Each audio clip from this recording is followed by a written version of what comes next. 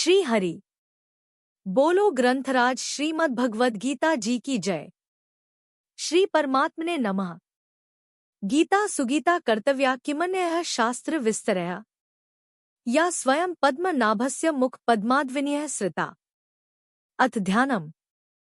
शांताकारं भुजग शयनं पद्मनाभं सुरेशं विश्व आधारं गगन सदृशं मेघवर्णं शुभांगम् लक्ष्मीकांत कमल नयन योगिभिः ध्यान गम्यम वंदे विष्णु भव भयहरम सर्व लोकैकनाथम। यम ब्रह्मा वरुणेन्द्र रुद्रमृतः स्तुन्वन्ति दिव्यैः स्तवैर्वेदैः सांग पद क्रमोपनिषदे गायन्ति यं सामगाः। ध्यान अवस्थित तद्गतेन मनसा पश्यन्ति य योगिनो यस्यान्तं न विदुः सुर असुरगणा देवाय तस्मै नमः। वसुदेव सुतं देव कंस चाणूर मर्दनम देवकी परमानंदम कृष्ण वंदे जगद्गुरुम। क्या आपने कभी सोचा है कि इंसान अपने स्वभाव के अनुसार ही क्यों कर्म करता है? आज के श्लोक में श्री कृष्ण हमें समझाते हैं कि प्रकृति के गुणों का प्रभाव हर व्यक्ति पर कैसे होता है और क्यों हमें अपनी प्रकृति के अनुसार ही कर्म करना चाहिए।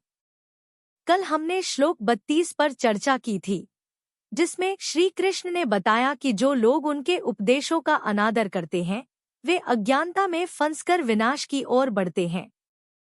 आज हम इस बात को और गहराई से समझेंगे कि कैसे व्यक्ति का स्वभाव उसके कर्मों को निर्धारित करता है।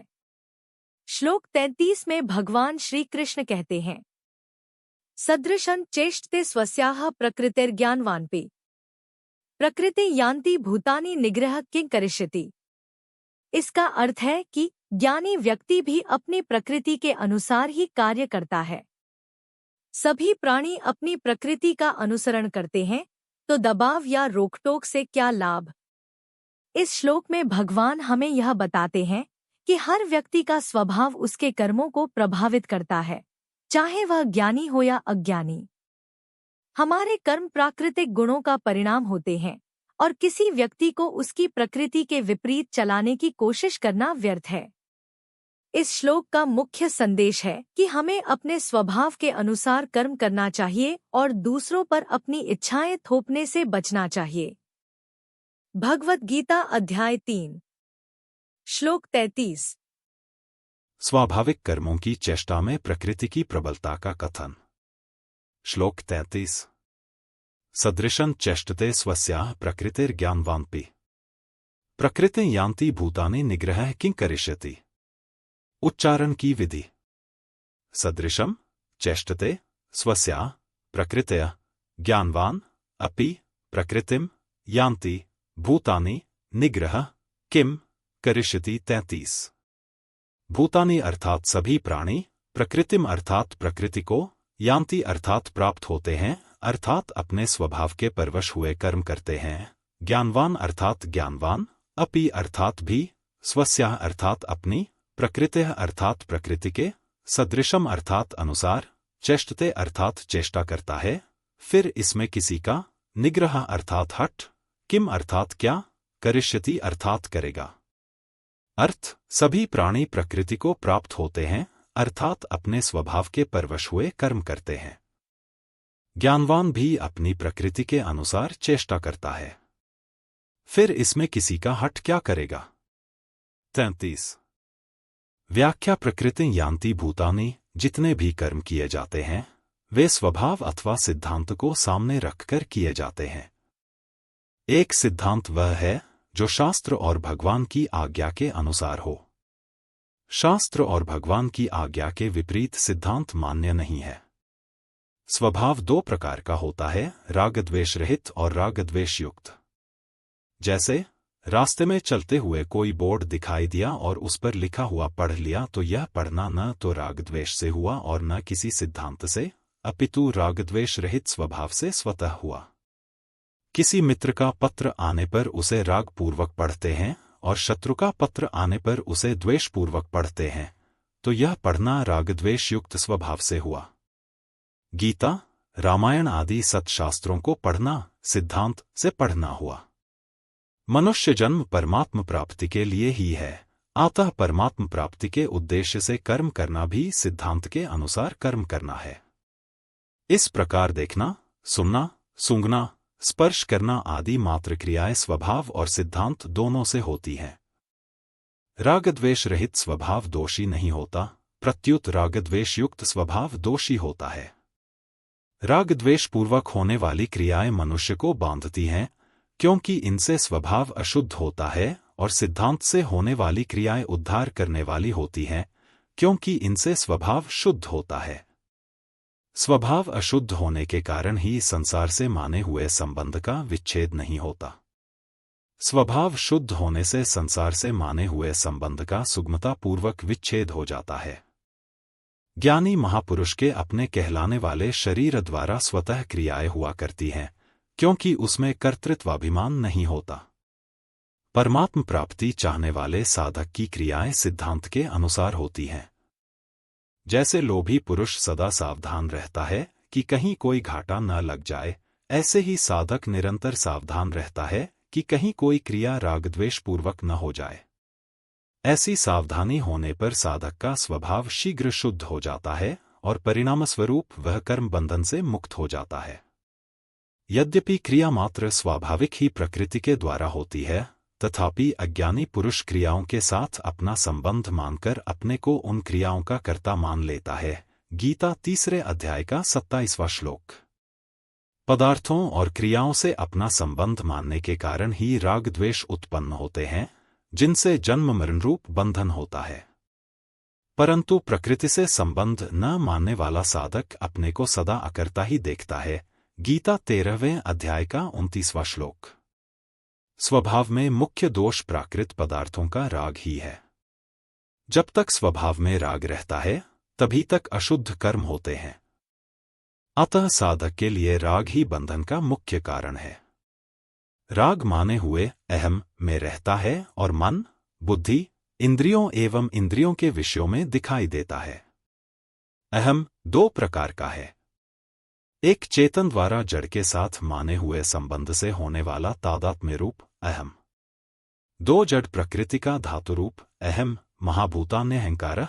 गीता 13। 5 जड़ प्रकृति के धातु रूप अहम में कोई दोष नहीं है, क्योंकि यह अहम मन, बुद्धि, इंद्रियों आदि की तरह एक करण ही है।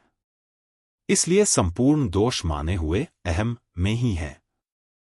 ज्ञानी महापुरुष में तादात्म्य रूप अहम का सर्वथा अभाव होता है, अतः उसके कहलाने वाले शरीर के द्वारा होने वाली समस्त क्रियाएं प्रकृति के धातु रूप अहम से ही होती हैं।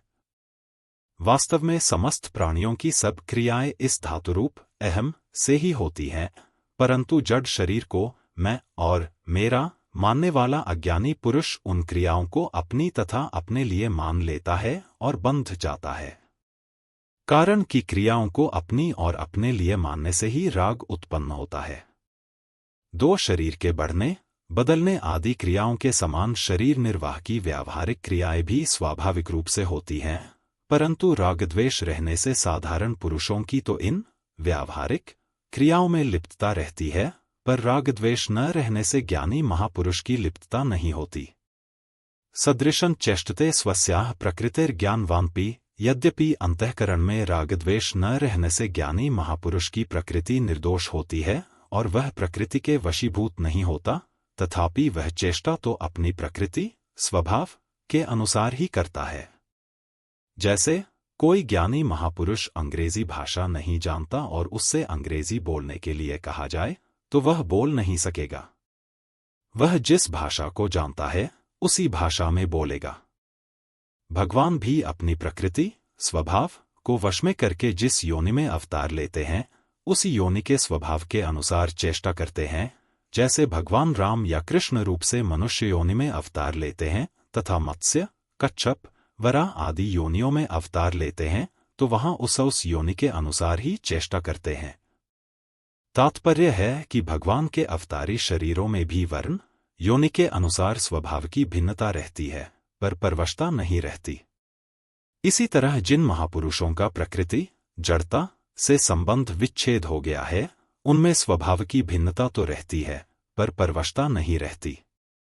परंतु जिन मनुष्यों का प्रकृति से संबंध विच्छेद नहीं हुआ है, उनमें स्वभाव की भिन्नता और परवशता दोनों रहती हैं।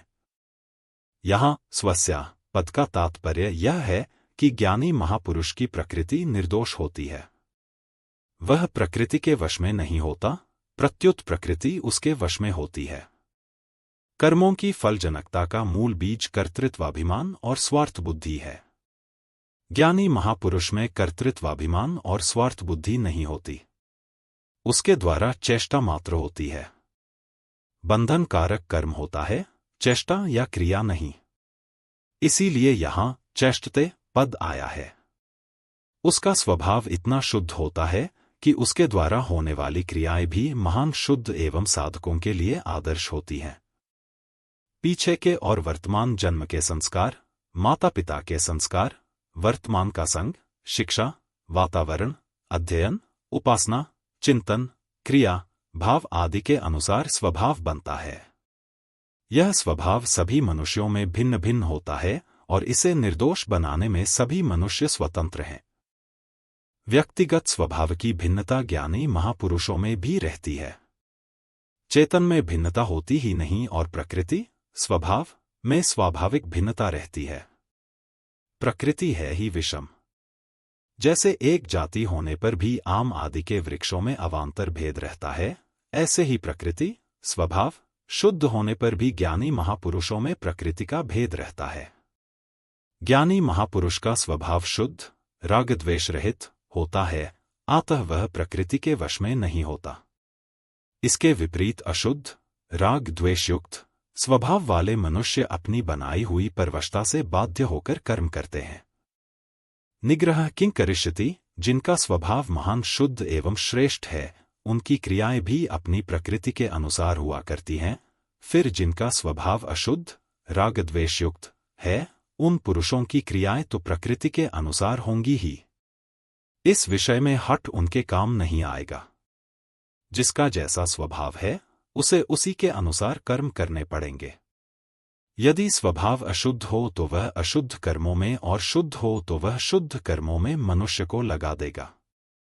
अर्जुन भी जब हठपूर्वक युद्ध रूप कर्तव्य कर्म का त्याग करना चाहते हैं, तब भगवान उन्हें यही कहते हैं कि तेरा स्वभाव तुझे बलपूर्वक युद्ध में लगा देगा। प्रकृतिस्त्वा नियोक्ष्यति 18:59। क्योंकि तेरे स्वभाव में क्षात्र कर्म, युद्ध आदि करने का प्रवाह है। इसलिए स्वाभाविक कर्मों से बंधा हुआ तू परवश होकर युद्ध करेगा, अर्थात इसमें तेरा हठ काम नहीं आएगा। करिष्यस्य वशोऽपि तत् 18:60। जैसे 100 मील प्रति घंटे की गति से चलने वाली मोटर अपनी नियत क्षमता से अधिक नहीं चलेगी, ऐसे ही ज्ञानी महापुरुष के द्वारा भी अपनी शुद्ध प्रकृति के विपरीत चेष्टा नहीं होगी। जिनकी प्रकृति अशुद्ध है, उनकी प्रकृति बिगड़ी हुई मोटर के समान है। बिगड़ी हुई मोटर को सुधारने के दो मुख्य उपाय हैं। 1. मोटर को खुद ठीक करना और 2. मोटर को कारखाने में पहुंचा देना। इसी प्रकार अशुद्ध प्रकृति को सुधारने के भी दो मुख्य उपाय हैं। 1. राग द्वेष से रहित होकर कर्म करना, गीता 3 अध्याय का 34वां श्लोक, और 2. भगवान के शरण में चले जाना, गीता 18वें अध्याय का 62वां श्लोक। यदि मोटर ठीक चलती है तो हम मोटर के वश में नहीं हैं, और यदि मोटर बिगड़ी हुई है तो हम मोटर के वश में हैं। ऐसे ही ज्ञानी महापुरुष प्रकृति के शुद्ध होने के कारण प्रकृति के वश में नहीं होता और अज्ञानी पुरुष प्रकृति के अशुद्ध होने के कारण प्रकृति के वश में होता है। जिसकी बुद्धि में जड़ता, सांसारिक भोग और संग्रह का ही महत्व है, ऐसा मनुष्य कितना ही विद्वान क्यों न हो, उसका पतन अवश्यंभावी है। परंतु जिसकी बुद्धि में जड़ता का महत्व नहीं है और भगवत प्राप्ति ही जिसका उद्देश्य है, ऐसा मनुष्य विद्वान न भी हो तो भी उसका उत्थान अवश्यंभावी है। कारण कि जिसका उद्देश्य भोग और संग्रह न होकर केवल परमात्मा को प्राप्त करना ही है, उसके समस्त भाव, विचार, कर्म आदि उसकी उन्नति में सहायक हो जाते हैं। अतः साधक को सर्वप्रथम परमात्म प्राप्ति का उद्देश्य बना लेना चाहिए, फिर उस उद्देश्य की सिद्धि के लिए राग द्वेष से रहित होकर कर्तव्य कर्म करने चाहिए। राग द्वेष से रहित होने का सुगम उपाय है मिले हुए शरीरादि पदार्थों को अपना और अपने लिए न मानते हुए दूसरों की सेवा में लगाना और बदले में दूसरों से कुछ भी चाहना। प्रकृति के वश में न होने के लिए साधक को चाहिए कि वह किसी आदर्श को सामने रखकर कर्तव्य कर्म करे। आदर्श दो हो सकते हैं, एक भगवान का मत, सिद्धांत, और दो श्रेष्ठ महापुरुषों का आचरण। आदर्श को सामने रखकर कर्म करने वाले मनुष्य की प्रकृति शुद्ध हो जाती है और नित्य प्राप्त परमात्म तत्व का अनुभव हो जाता है। इसके विपरीत आदर्श को सामने न रखकर कर्म करने वाला मनुष्य रागद्वेष पूर्वक ही सब कर्म करता है, जिससे रागद्वेष पुष्ट हो जाते हैं और उसका पतन हो जाता है। नष्टान विद्धि, गीता 3:32। जैसे नदी के प्रवाह को हम रोक तो नहीं सकते, पर नहर बनाकर मोड़ सकते हैं, ऐसे ही कर्मों के प्रवाह को रोक तो नहीं सकते, पर उसका प्रवाह मोड़ सकते हैं। निस्वार्थ भाव से केवल दूसरों के हित के लिए कर्म करना ही कर्मों के प्रवाह को मोड़ना है। अपने लिए किंचन मात्र भी कर्म करने से कर्मों का प्रवाह मुड़ेगा नहीं।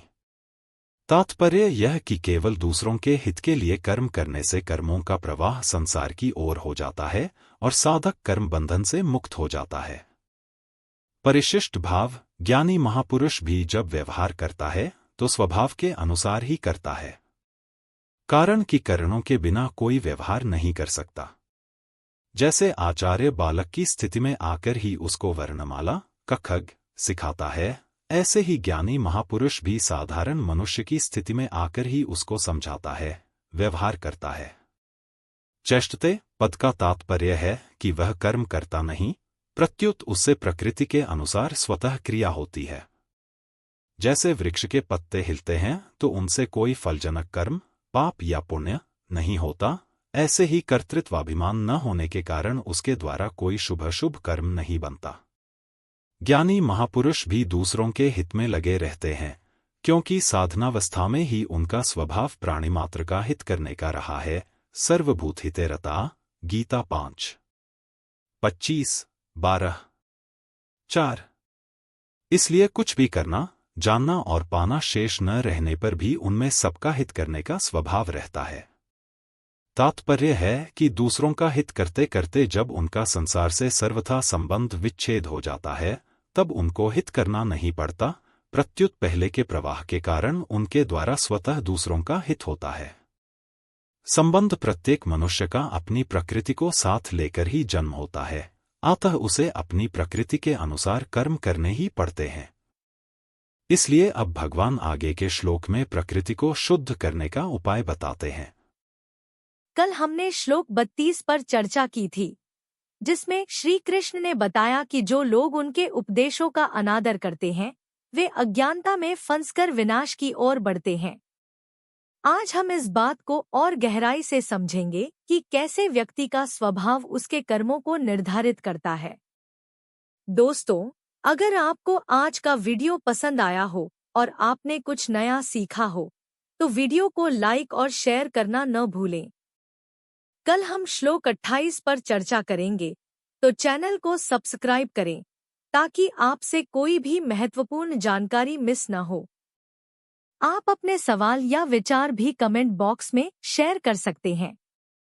अपनी आज की सीख को कमेंट में जरूर साझा करें और इसे अपने दोस्तों और परिवार के साथ शेयर करें। अगर आपके कमेंट पर 9 लाइक्स मिलते हैं, तो आपको 2 महीने का YouTube प्रीमियम सब्सक्रिप्शन पाने का मौका मिलेगा। तो जल्दी से शेयर करें और इस अनोखे ऑफर का फायदा उठाएं। कल मिलते हैं नए श्लोक की व्याख्या के साथ। तब तक कीप लर्निंग, कीप ग्रोइंग। बोलो ग्रंथराज श्रीमद् भगवद गीता जी की जय। जय श्री कृष्ण।